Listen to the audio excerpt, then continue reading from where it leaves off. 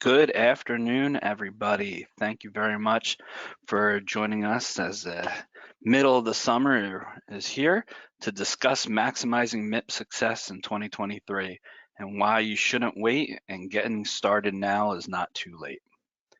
Today, I am joined by Kelly Healy. Hi, Kelly. Hello.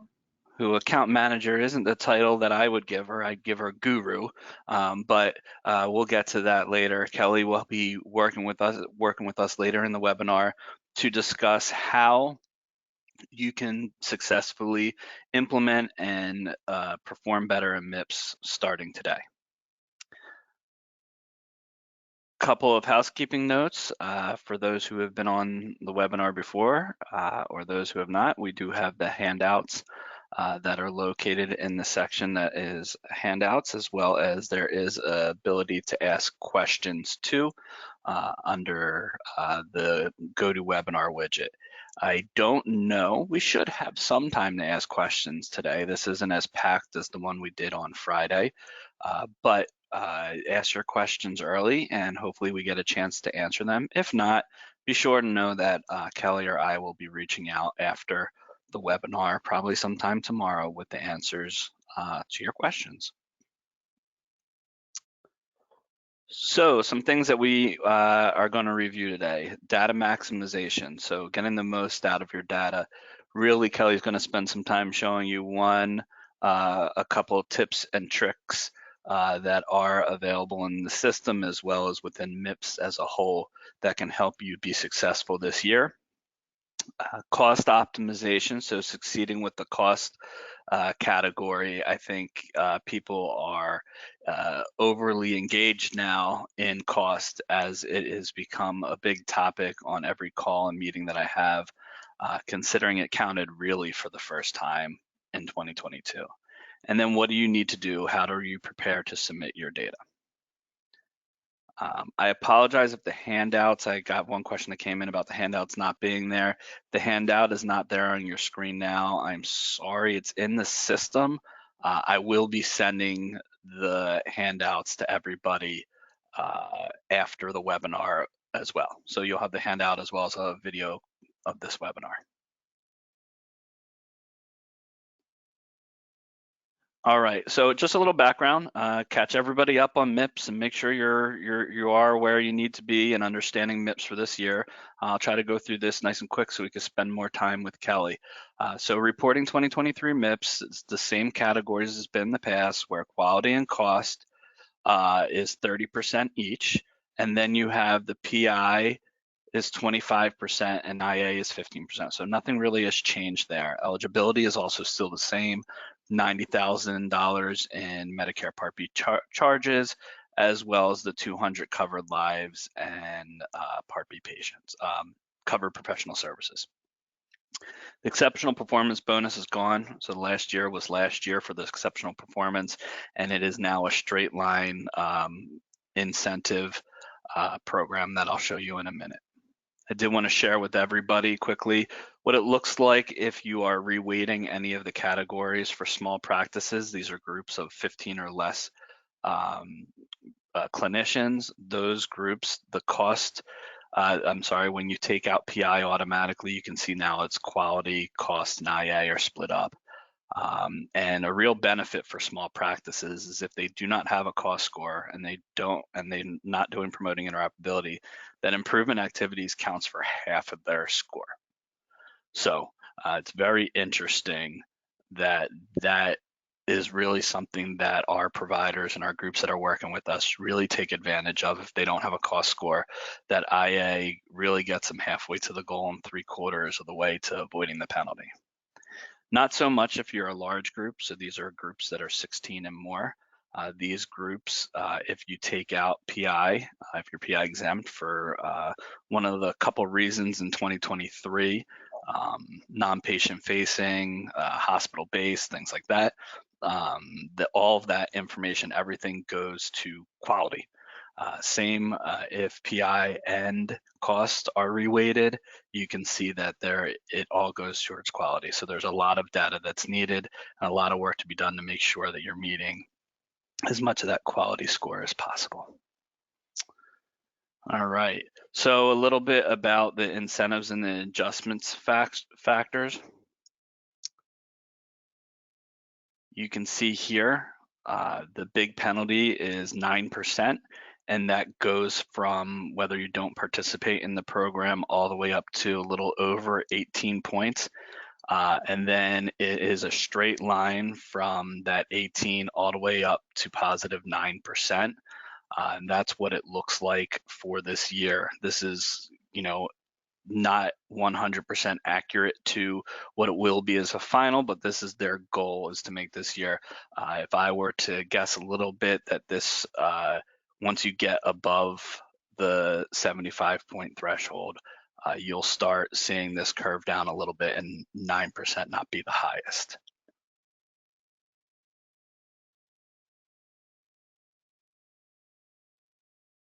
So why starting now matters?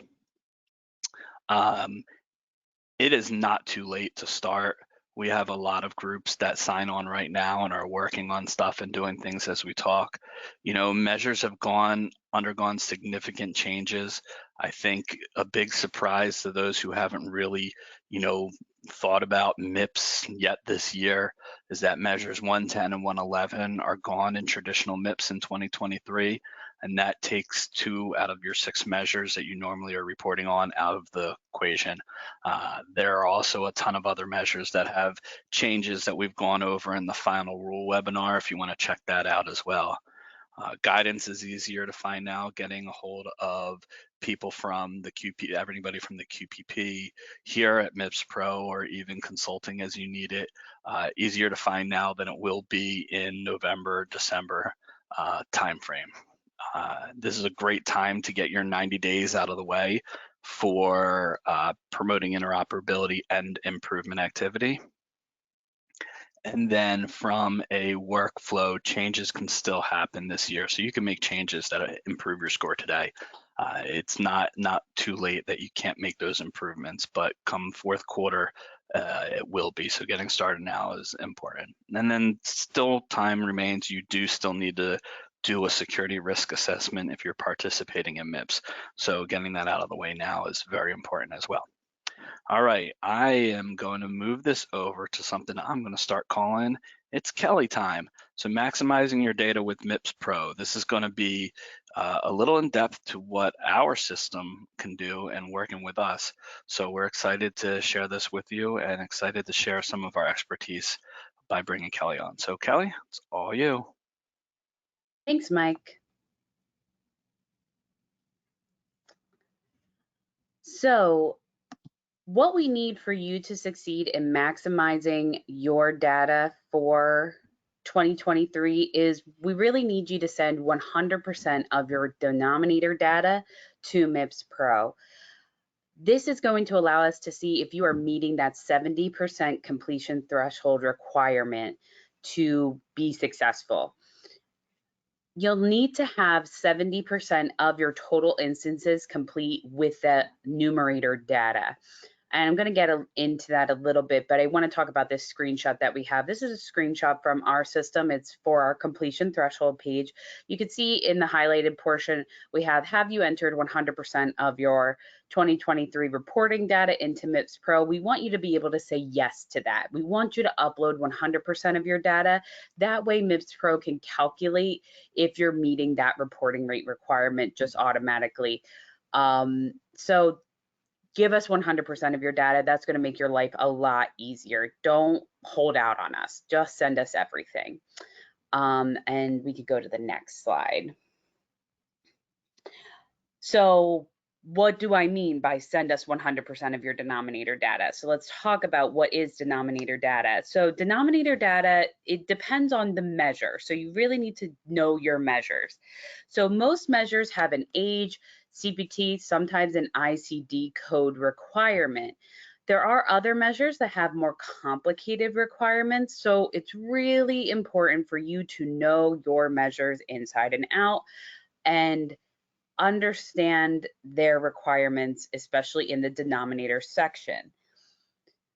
If you upload your data into MIPS Pro and you see that there's no instances, that means you're not meeting the denominator requirements. And that might be true. You don't have any patients that fall into the denominator, but there could be another circumstance. So an example that I have here is measure 374, which is closing the referral loop, receipt of a specialist report. So a lot of folks I've talked to will upload data and they'll have 0 instances for measure 374, and they'll say to me, but I do referrals all the time. And I take them through the denominator, and you can kind of see here in the denominator section, we have first thing, patients regardless of age. So there is no age requirement for this measure. Any patient of any age is eligible for this measure. And then of course we have the CPT codes required for this measure. We can see general office visits, 99 codes. So a lot of visits eligible, but then we have what I've highlighted here, and the patient was referred to another clinician or specialist during the measurement period. And we have that special G code that lets our system know that this patient was referred. Without that G code, there is no way for our system to know that that patient was referred. We need something to denote that this patient was actually a referral.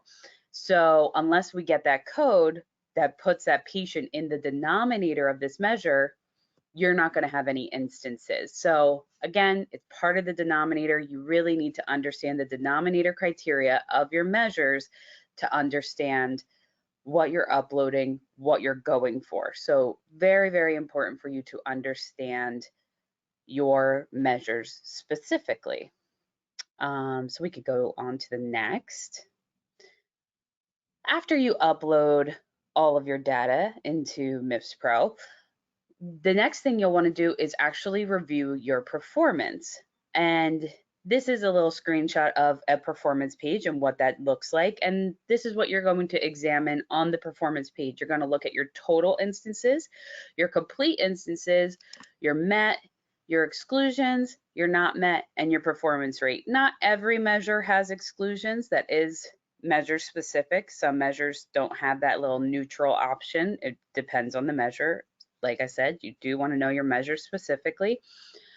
And the performance rate, super important. You'll see in this example, for instance, measure 47, we're getting like 96%. That sounds really good, but that's not the only thing that tells you how well you're doing on a measure and what you're actually going to get scored on a measure. There's another part of that, which on the next slide, I'm going to go into that. I'll keep talking about measure 47 in this example. To actually know what you're going to get scored on has to do with the measure's benchmarks. So going along with measure 47, we saw that that was getting a 96% performance. But we could see here for the benchmark for measure 47, that actually puts us at the decile of 6.89 for measure 47. So you're like 96%, that's like really good. But the benchmark for that measure, that's only going to get you 6.89 points for that measure out of a total of 10 points. So it's really important that you don't only look at the performance rate, you need to look at the benchmarks for your measures. And it could kind of be all over the place. You could see here in MIPS Pro, we do visually show you the benchmarks, which can be really helpful. You can see that for some of these measures, there's a lot of red, and some of them have a little bit more of an even gradation of red to green, and some of them are like measure 127 in this example is like just red. You kind of have to be perfect to get the full 10 points for the measure. So you really need to pay attention to the benchmarks of the measures that you select to know how you can be successful and maximize the success of your reporting. So that is an important part of selecting your measures and being successful. And obviously we have this visual benchmark representation, but you can also see the benchmarks in the measure description. Those are also available in our system. You could just click on the measure and read and see the benchmarks written out as well. So, different people interpret it, whichever way works better for you. We present the information several different ways. And of course, this is available from CMS as well. So, but there is another part to the benchmark conversation. Some measures don't have benchmarks. So we need to kind of talk about that. So when there are measures without an available historical or performance period benchmark, they will get 0 points. Like that is new this year if you are a large practice. If you're a small practice with 15 or fewer clinicians and you report on a measure without benchmarks, then you will still get 3 points for that measure. So it really depends on the size of your practice, so do keep that in mind. But the good news is if you have a measure that doesn't have a current benchmark, that doesn't mean you have to necessarily avoid all measures without benchmarks. Obviously, a lot of people would, but I usually say you can still report a measure without a benchmark. I would just report that measure as an extra measure if that's an option for you. So have your 6 measures, but report that extra measure that doesn't have a benchmark so that perhaps you can help create benchmarks for that measure, because benchmarks can be calculated based on current year data submitted. But the problem is you won't actually know that it gets a benchmark until post submission. So for instance, right now we're in post submission for year 2022, and we are finding out that based on the 2022 submitted data, some of the measures that didn't have benchmarks last year are getting benchmarks.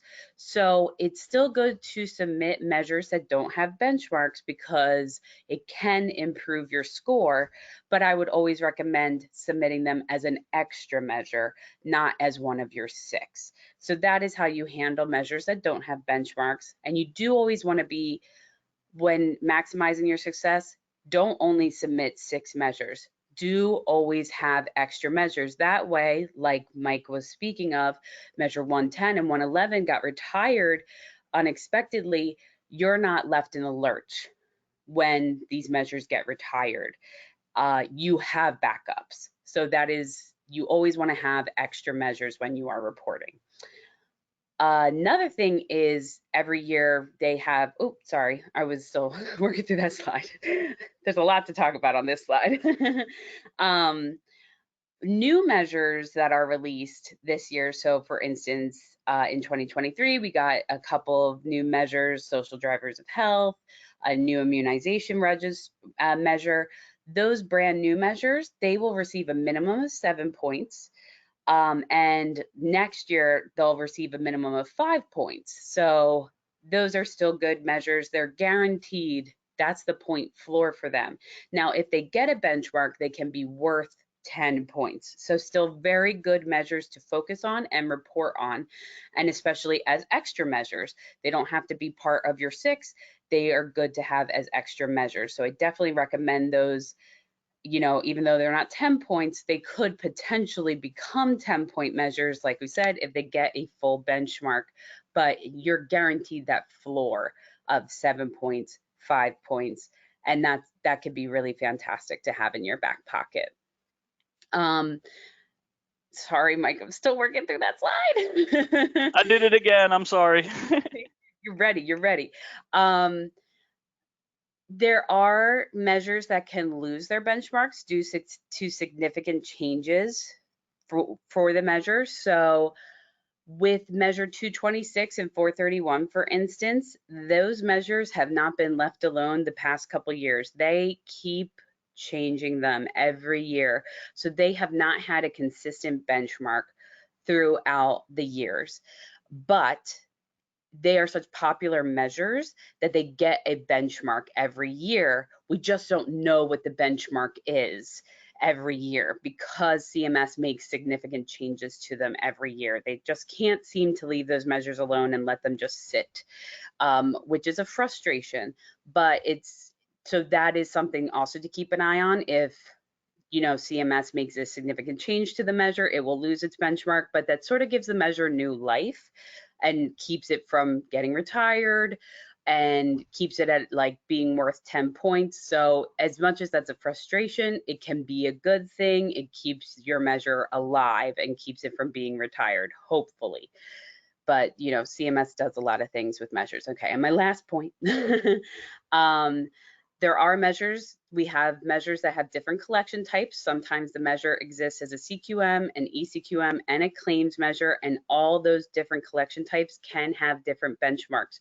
So when you are looking at benchmarks in our system, it's important to make sure that you're looking at the right benchmark. Like, so if you're looking in the measure description, make sure you're looking at the right benchmark for how you are reporting. If you're reporting as a CQM or an ECQM, so make sure if you have any confusion about how you're reporting with us, whether you're reporting as a CQM or an ECQM, we can always clarify based on your unique situation, and make sure you're looking at the right benchmark, because sometimes ECQM benchmarks are better than CQM benchmarks. So it would be awfully tempting to want to report as an ECQM, but there are certain requirements to report as an ECQM. So you do want to make sure that you're looking at the right benchmarks, because they definitely differ. So you have to make sure that you are looking at the right benchmarks when you are looking at the measures, that you can report both ways. So, okay, finally, next slide. Lots to talk about with measure benchmarks, and it has a lot to do with maximizing your success. So now that we understand how scoring works and how that helps you succeed, once you kind of review your performance, now what do you do? Well, you need to come up with some workflow steps that are going to help you succeed. You're going to look at your gaps on your performance page, and you're going to look in the areas where you're getting your data collection, your documentation, your reporting. See how you can streamline that or automate it or just make it better, so that when that data is coming in, you're not going to have those gaps come up. So your gaps, when we say gaps, and I'm going to talk about that in a minute, we mean not met instances or incomplete, just missing data. So you're going to review that data and see how can you make that better. So sometimes it's a lack of documentation, just pure lack of documentation. What we are getting in our system is we just don't have any data to complete that measure. So it's just missing. Sometimes the documentation is just not there in a way that we can pick up. And so you just need to go back in. So that's why it's super important. We're in late July right now. There's more than 6 months of data. If you haven't gotten started yet, you might have to backtrack 6 months. So getting started, the sooner the better. You really need to make sure, since the longer you wait, the more that you have to backtrack and fix. And then moving forward. So you definitely want to, you know, get started the sooner the better if you haven't started already. And then other times it's, you know, not met instances, and it could be people are just documenting incorrectly, even though the data is actually there in the chart. And so you just want to make sure that you're actually reporting correctly, so that you get the most points possible, so you can get the best score possible. All right, next slide. So like I was talking about, the gaps in care. So we have a fantastic page that helps you streamline this process, and we call it our gaps in care page. And this is going to help you understand, identify, and drive that performance in your practice. So you could do this measure by measure, and I do recommend doing it measure by measure, because every measure is different. So it has different requirements. So you can filter by measure, you can filter by status, either like I was saying, your not met instances or your incomplete instances, or you can filter by both depending on the situation in your account. If you're in a group, you can also filter by specific providers. So you can give that provider like performance for each individual provider, which is really fantastic. Depending on your group, if you give us location-based information, you can also filter by location. So let's say you have a bunch of different clinics all reporting under the same TIN. If you give us that location-based information, you would also be able to do gaps in care by location. So that's a really fantastic feature of our gaps in care. So this can be really helpful to give you that individualized feedback for your big group. But if you're an individual provider, then you would just do gaps, and you would just do measure by measure. You wouldn't need to do by MPI because you're just one person. So once you do the filter, you'll get your patient list, and then from here, the patient list, you just export, and from that export, you can, go back into your data, double check it, depending on whatever kind of system you have. If you are with one of our EHR partners, you might just have to update it in your EHR, and then your EHR will automatically update it and send that back over to us. But if you're one of the people who's manually uploading data into our system, you can actually take this export and update the codes right in that export and re-upload it into our system. You don't even have to do a separate update, a separate code. You can just use that export. You could put in the proper codes and upload that into our system. And of course, our customer support would help you out with that. We have step-by-step instructions on how to do that. So that's something that we would help you out with.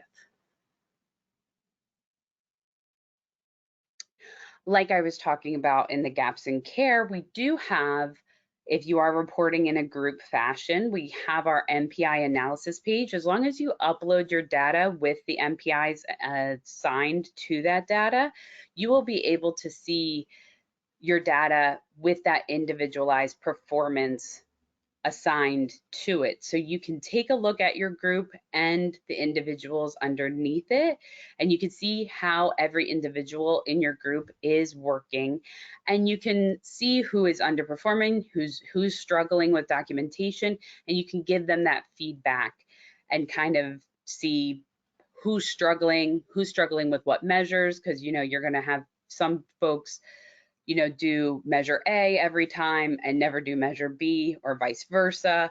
And that's really going to help you maximize your success and figure out who's struggling, who needs more coaching, who's got it under control. And maybe you can even use the people who do it every time to help coach the other ones, things of that nature. So this data is super helpful in helping your clinic report successfully.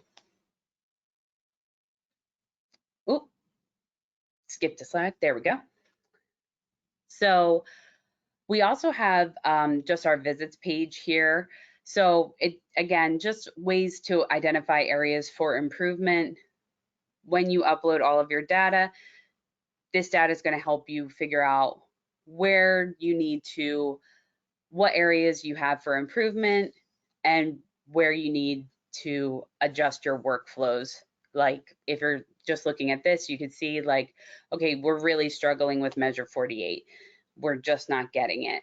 So let's work on this. Like you're going to be able to use our system to get you there and figure out, where are we struggling? Where are we succeeding? Like those wins and losses in your practice.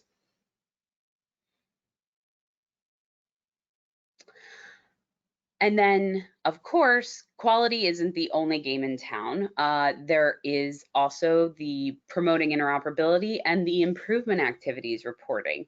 So both of these categories do require at least 90 days worth of reporting. So that's very important.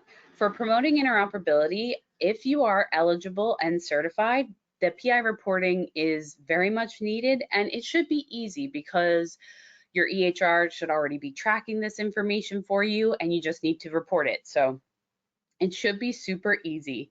But if you believe you're PI exempt, the number one thing you need to do is verify it. There are lots of provider types that are PI exempt. So all you need to do is make sure, am I that provider type? Am I automatically exempt? And just make sure that that's true. If you think that you need a PI exemption, like something that you need to fill out, you definitely need to fill that out with QPP before December 31st, 2023. That is the due date. So make sure that you either have your PI data or you have your PI exemption automatic or filled out before the end of the year. So that's super important to make sure, because that's 25 points, and that is absolutely crucial to be successful in your MIPS reporting. For improvement activities, you should have those improvement activities well established. I mean, we've been doing it for years. It is an easy 15 points. The improvement activities do change every year, just a little bit. Some are taken away, some are added. So you just want to make sure that those are still active, that you guys are still have your documentation of your improvement activities.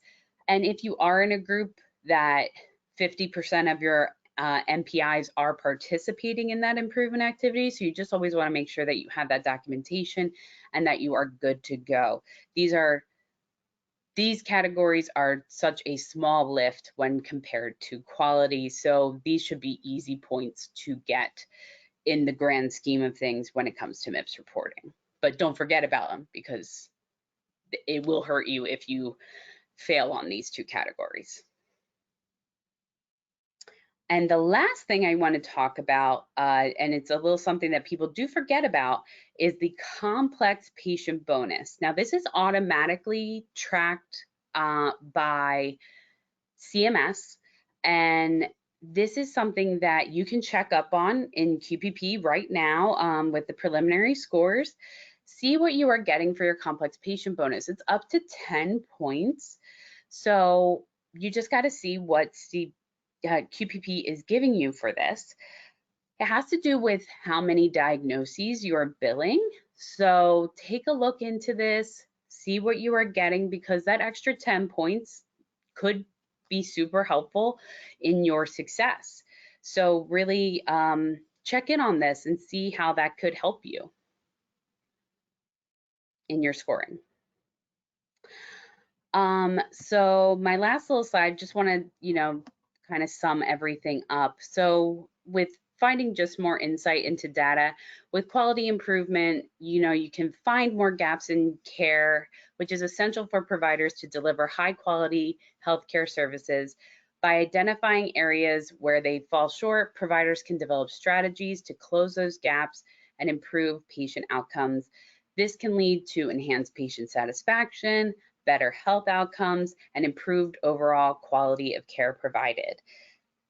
We also, reporting like this is going to increase patient safety. Recognizing those gaps in care is crucial for ensuring patient safety.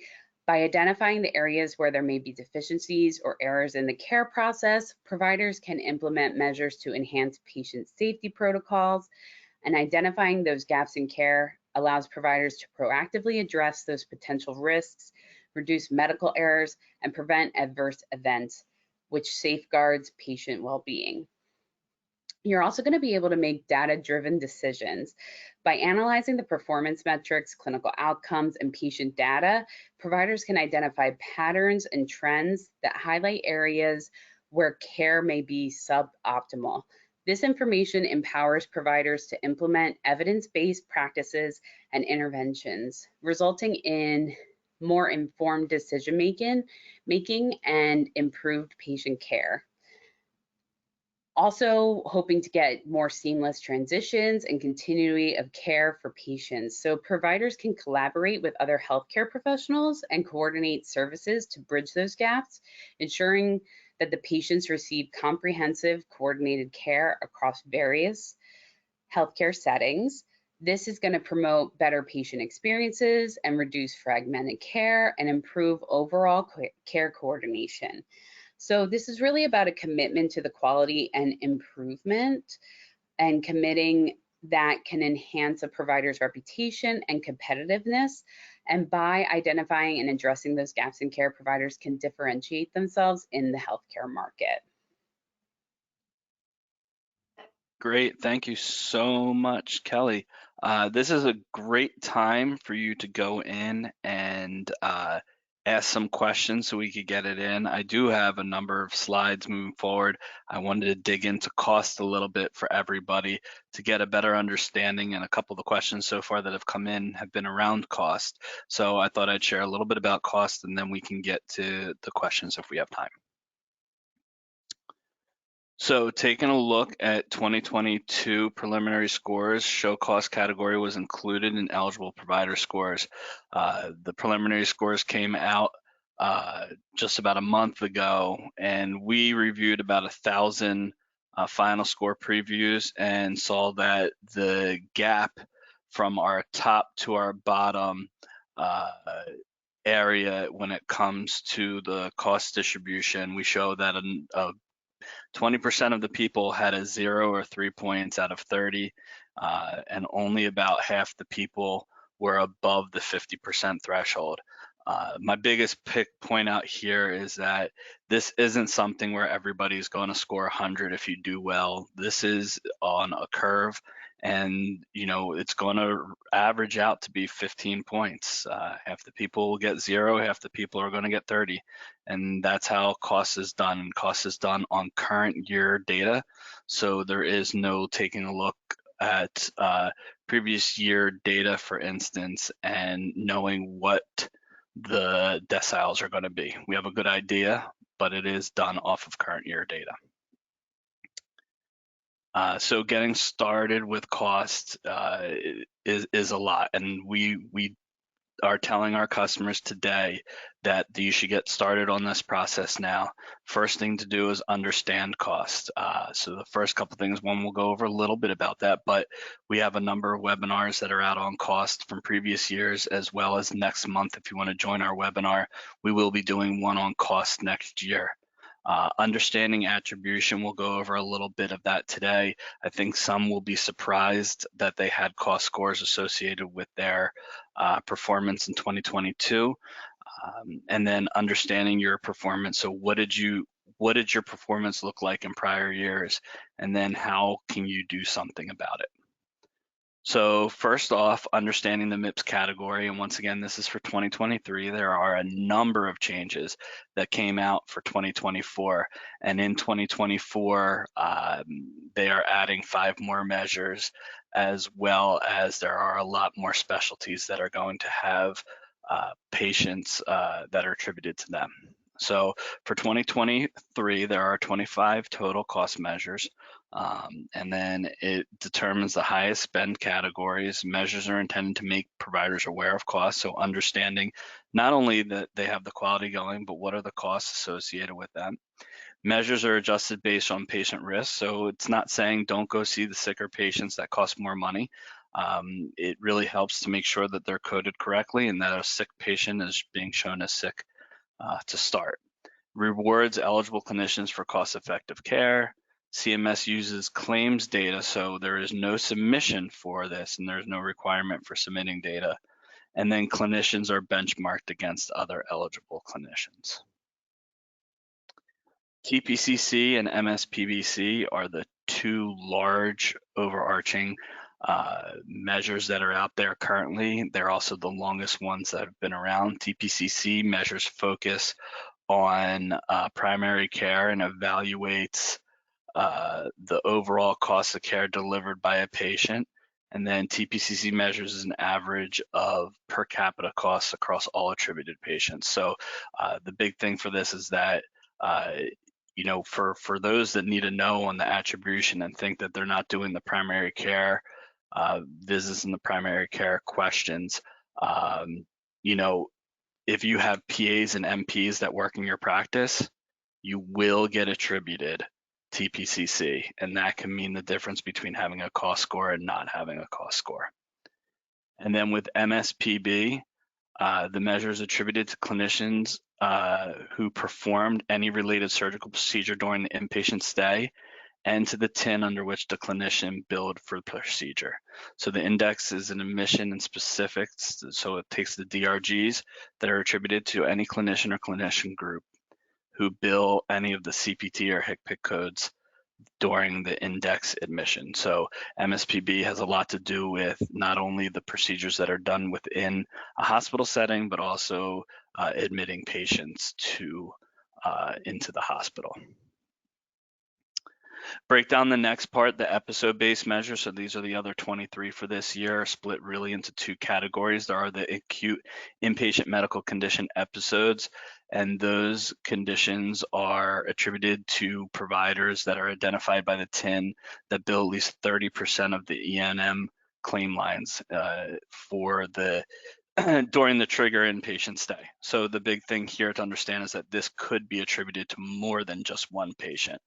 and more than one provider, I'm sorry, as the trigger period includes anybody that has at least 30% threshold. So technically, it could be attributed to 3 different groups if they all saw a third of the condition.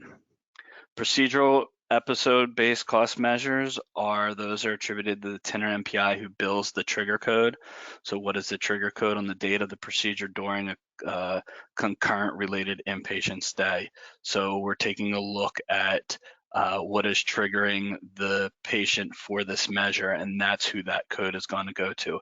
It could have more than one clinician that is associated or attributed to this patient, because CMS does not exclude episodes if a patient already qualified. An example of this is patients that are readmitted for pneumonia after initial episode. This will trigger 2 separate episodes for pneumonia. I know I used that example, and ironically enough, in 2024, they're doing away with pneumonia, and I just came to mind. So how do you get your scores? I think that's really important for people to understand. If you haven't looked at your scores through the QPP website, I suggest you go there now and take a look at 2022 preliminary scores and see if you were marked off for cost in the cost category.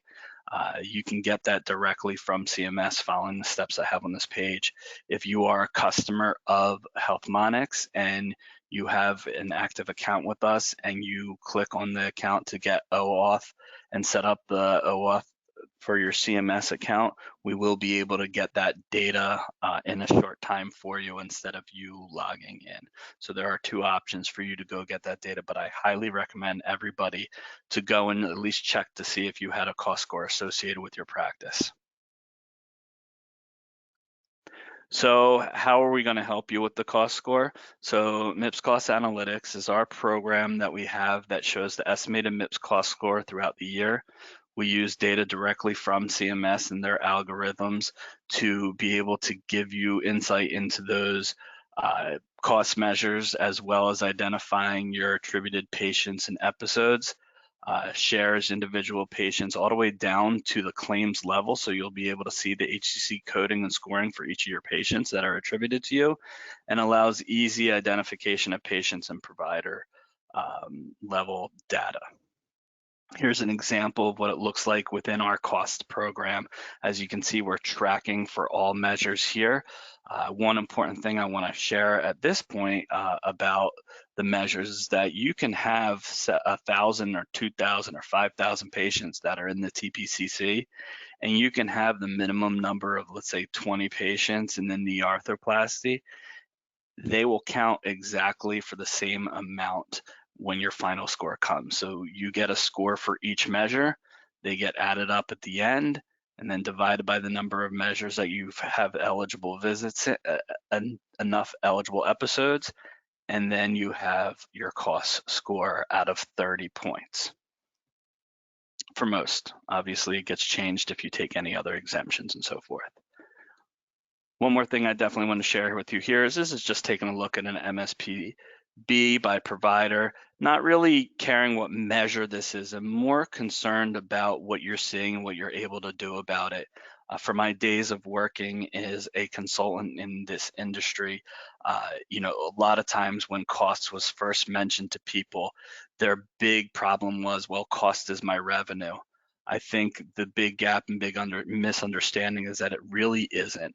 So you can see right for this first patient up at the top, you can see that it's $1,504. That was basically your revenue in your TIN. But the average cost for this episode was $20,000, or for these episodes was $20,000. So there is over $18,000 that is counting towards your cost for this patient because you're the attributed provider that you're not seeing revenue from. So it really takes a look into more than just what your cost and bringing your costs down. It has a lot to do with your habits of referrals and follow-up and things like that that are keeping these patients out of some of these predicaments in the first place. So take the steps to maximize your return on investment, maximize what you get out of your quality measures. So you're going to choose the right measures. have an internal meeting with your staff, something that's always very important and to really understand MIPS in 2023. I did state in the proposed rule webinar that there actually is an improvement activity measure that has to do with you involving the entire practice in your MIPS quality collection. Getting the right tools in place, so whether it's your EHR billing platforms, submission platforms like a registry, consultants, telehealth programs, everything's kind of been added and mumbled into one category now. Getting those things in place is very important. MIPS Pros offers you live dashboards, drill down capabilities, identifying your gaps in care, performance opportunities, improvement opportunities, and score optimization. So really give you the ability to dig into your data, understand what's missing, and track it throughout the year. We are here to help you with our best-in-class US-based support and integration teams. We have Kelly on the call today, who's part of that best-in-class support and client success team. They're here to help you reduce your burden of quality reporting, allow you to do what you do best, which is provide the highest quality healthcare for your patients. So I'll get to questions in a minute, but I did want to remind everyone, stay tuned. Our next webinar is going to be on cost, and that's coming up towards the end of August. And then if you come onto our site, make sure that you are have the ability to receive the emails from us so that you can get a copy of the webinars and an invite for each of the webinars moving forward. All right, so if you have questions and you didn't have an opportunity to ask them today, feel free to email me. You can see my contact information. If you hit contact@healthmonix.com, that will come to me and my team here. And then you can visit mipspro.com to get what you need. So we don't have a ton of time and a ton of questions, but if you want to ask your questions now, it's a great time. All right, Kelly, you here? Yes. All right, cool. So we have some questions I'm going to go over. Some Kelly is going to answer, some I'll fill in some gap, or not gaps, but more of what my thoughts are, and we'll go from there. So the first question is, I am a small practice, 4 providers, and I'm on CMS's predicted score on the QPP website includes costs. Is that new, that cost is going away for 2023 scores for small practices? Know if you want to add color to that, but do you have anything on that, Kelly? So cost is not about how small or large your practice is. It is about whether or not you are eligible and whether or not you have enough eligible instances.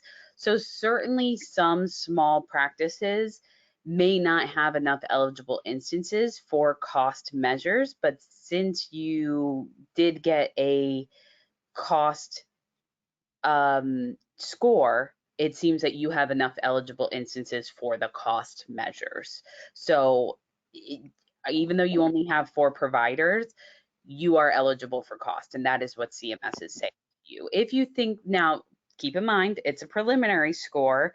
It's not the final score. So I would wait until your final score to see if that is accurate. If you think that that is incorrect, you do need to contact QPP about that.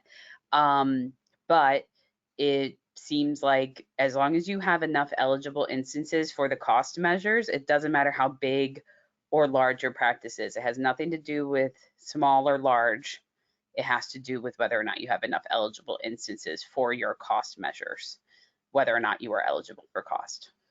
Great, thanks, Kelly. And I think maybe my slide may have been a bit confusing, and I could actually go back to that real quick so that I could really kind of share with you how that works, just so for your understanding. I was talking about this slide where we're reweighting. Reweighting for cost is only if you don't have enough patients, episodes that fit for the measures. There is no automatic reweighting for cost. No one is exempt from cost. There's no such thing as an exemption. You can be excluded, but there's no one that is automatically exempted for cost. So just to keep that clear, everybody is in the pot for cost unless CMS says you're not. We have a couple more. If you're a small practice and only submit quality and IA and take the exclusion for PI, is cost automatically excluded? I think that is a little bit of what we just said, so it's a very similar question. So there is no exclusion you need to take for PI if you're a small practice. It is automatically excluded if you have 15 or fewer providers or clinicians, sorry. The cost is not excluded at all. Cost, you cannot have an exclusion with cost. Yeah, and yeah, I definitely wanted to just say what you said. Like, if you're small practice, you don't have to do any kind of special exclusion for PI. That is automatic. But it does have to be that QPP shows you as a small practice. You have to show up on QPP as a small practice under their lookup tool. So make sure that you have the small practice status in QPP. That's what I meant by verify it. No problem. And there's a couple cost questions in here that you know, we have some other people that work directly with the cost that may be able to answer some of those. But when talking about how your providers are or clinicians are listed for internal medicine as a specialty, that's what we're getting directly from CMS. So it has nothing really to do what's in our MIPS product here. It's basically how CMS sees you as a provider. So that's more on the CMS side for you to go and look, and it could, if your providers are listed as internal medicine or primary care, it definitely could impact what measure, specifically the TPCC measure, that has certain specialties that are not included. So the cost distribution data for 2022, it is something that is available to you through CMS about 18 to 24 months after the fact. However, here at HealthMonix, through the program that we have, a qualified entity, we do get that data much sooner and provide it in a dashboard format for you to be able to take a look at. Kelly, were there any other questions you saw in here that you want to hop on now, or else I'm fine if we let this go and respond to people off? Somebody asked about where they could find the gaps in care page. It's under the patients section if you already have an account. So it's under the patients page. Great. Thank you. And the other one I want to hop in here was how is MIPS reporting impacted if my practice participates in an ACO? I could definitely talk offline about that. That could be very different based upon who you are, what your association with the ACO or all the providers in it and so forth, what type of ACO. There's multiple types of ACOs as well. So that may come down to you reaching out to your ACO to see if you need to participate in MIPS or not. But there is an impact if you're part of an ACO on your MIPS score. So I wanted to thank everybody for joining us today. Please pay attention to our upcoming webinars that we have. I want to thank Kelly very much for participating in these webinars with me, and I hope to see everybody soon. So thank you very much and have a wonderful afternoon. Thanks, Kelly. Bye.